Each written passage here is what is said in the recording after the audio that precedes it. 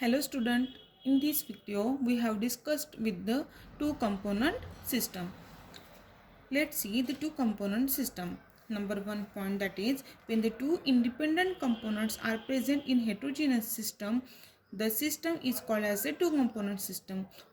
What is meant by the two component system? जब two component system का हम क्या बनाते हैं, फेज डायग्राम बनाते हैं, तब पहले ये जानना ज़रूरी होता है कि टू कंपोनेंट सिस्टम मतलब क्या होता है। जब दो independent component are present in the heterogeneous system, एक हाथ हेट्रोजीनियस सिस्टम में दो इंडिपेंडेंट कंपोनेंट्स रहते हैं, मतलब ऐसे कंपोनेंट रहते हैं जो इंडिपेंडेंट है, वो किसी भी कंपोनेंट के ऊपर डिपेंड नहीं है, उसे हम इंडिपेंडेंट कंपोनेंट बोलेंगे। मतलब जब कोई भी दो इंडिपेंडेंट कंपोनेंट हेट्रोजीनियस सिस्टम में प्रेजेंट रहते हैं, उसे हम क्या बोलेंगे, टू कंपोनेंट सिस्टम बोलेंगे।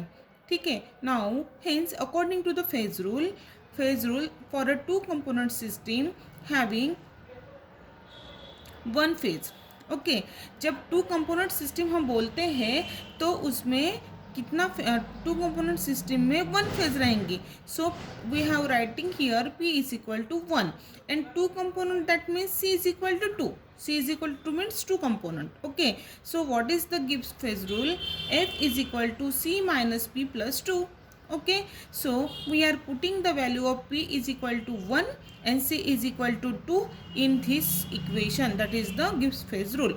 So 2C is 2 minus P is 1 plus 2 is equal to 3. Therefore the two component system having one phase will have 3 degree of freedom और 3 variable would be required to define the system. देखो हमने degree of freedom निकाले हैं, कितना आया है 3, while putting the value of P is equal to 1 and C is equal to 2। So जब दो कंपोनेंट सिस्टम रहती हैं तब हमें one phase will have a 3 degree of freedom और 3 variables would be required for the define the system completely. मतलब सिस्टम को एक्सप्लेन करने के लिए how many variables would be required, there should be 3 variables required, okay, to define the system completely. Now the next point is the 3 variables are pressure, temperature and concentration. हमें पता है कि ये temperature, pressure और concentration ये 3 variables required होते हैं। This will requires a 3-dimensional phase diagram for the study of two components system. अभी 3-dimensional phase diagram हम टू कंपोनेंट सिस्टम की देखेंगे। Hence in order to simplify the study, two component system is usually studied by reducing the comparatively less important variables. This reduces the degree of freedom of the system by 1 and the system can be easily studied with the help of two-dimensional phase diagram. मतलब देखो 3-dimensional phase diagram में 3 component रहेंगे, but हम क्या करेंगे, one जो component है वो this reduces the degree of the freedom bye 1। यदि हम एक से डिग्री ऑफ फ्रीडम कम करेंगे तो क्या मिलेगा, with the help of this study the two dimensional phase diagram. तो हमें कितनी डायमेंशनल फेज डायग्राम मिलेंगी, 2 डायमेंशनल फेज डायग्राम मिलेंगी by reducing the degree of freedom bye 1, एक से डिग्री ऑफ फ्रीडम कम करके। It can have the maximum following 4 phases. तो उसमें मैक्सिमम कितने फेजेस रहेंगे, 4 फेजेस रहेंगे। अभी वो कौन से रहेंगे, let's see. Okay, the solid lead, solid silver, solution of molten silver and lead and vapours. Okay, these 4 components is present. The boiling point of the silver and the lead are considerably high and the vapor pressure of the system is very low.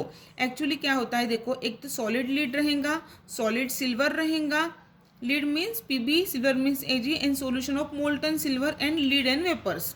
Okay, ये 4 components रहेंगे।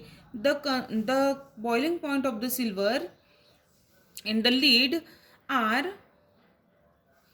Considerably high. जो boiling point रहता है silver and lead का वो कैसे रहता है, हाई रहता है। And the vapour pressure of the system is very low, और वेपर प्रेशर जो सिस्टम का रहता है वो कैसे रहता है, वो रहता है। और सिल्वर का और लीड का बॉइलिंग पॉइंट क्या रहता है, हाई रहता है। ठीक है। So the vapour phase can be ignored, जो वेपर फेज रहेंगी वो हम क्या करेंगे, इग्नोर करेंगे। And the system can be studied as a condense system. So हम सिस्टम को क्या बोलेंगे, कंडेंस सिस्टम करके कहेंगे, ठीक है। This system thus can be easily studied with the help of 2 dimensional TC diagram.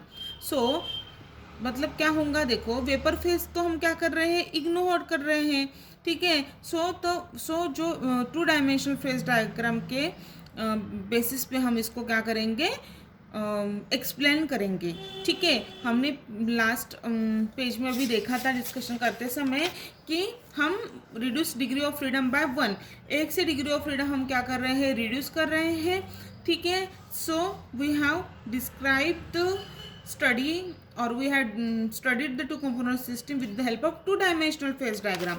Okay, so same way here we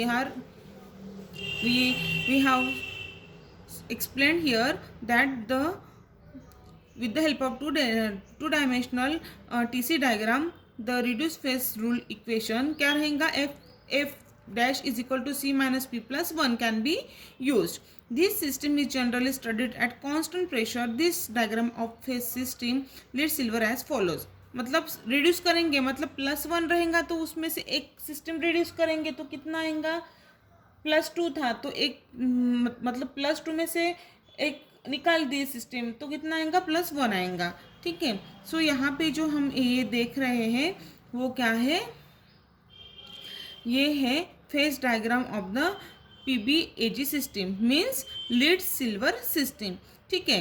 देखो ये सिस्टम में मैं आपको एक्सप्लेन करूँगी, यहाँ पे क्या दिया है, कर्व AC, कौन सा है, this one curve AC shows the variation of the melting point of the lead on the addition of silver, ठीक है। ये जो कर्व AC है वो melting point addition of silver, मतलब सॉलिड लीड है, ठीक है, उसमें जब सिल्वर ऐड करेंगे उसका वो मेल्टिंग पॉइंट क्या करेगा, शो करेगा।